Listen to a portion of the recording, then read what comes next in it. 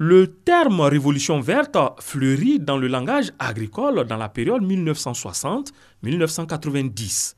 Il consiste à s'appuyer sur les progrès scientifiques et techniques en faveur d'une agriculture prospère. Révolution renvoie à une transformation radicale significative des performances de l'agriculture.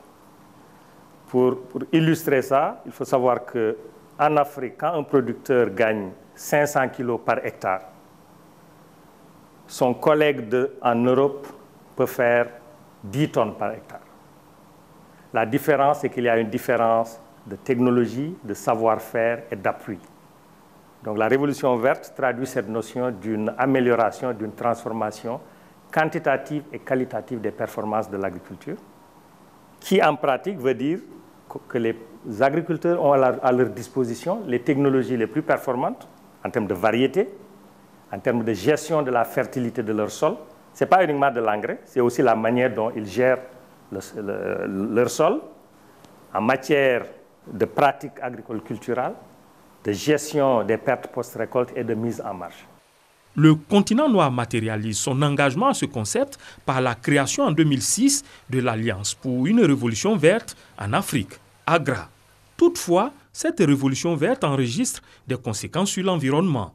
De nouveaux défis apparaissent. Et depuis quelques années se développe la notion d'éco-agriculture.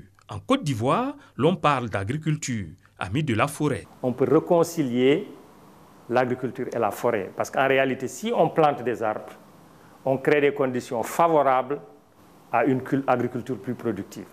Ça permet à la pluie, d'abord c'est plus favorable à la pluviométrie, mais aussi c'est même plus favorable à la structure des sols. Parce que vous vous rendez compte, les feuilles qui tombent sont intégrées dans le sol et ça devient de l'engrais naturel. Donc il y a toute une approche de la santé des sols qui est basée sur une intégration entre agriculture, élevage et foresterie. La révolution verte a permis d'éviter de nombreuses famines liées à la croissance démographique. En Afrique, le Nigeria, le Zimbabwe, l'Afrique du Sud et le Kenya sont des exemples de réussite de la révolution verte, avec une meilleure maîtrise de l'eau et une généralisation de l'utilisation d'engrais et de pesticides.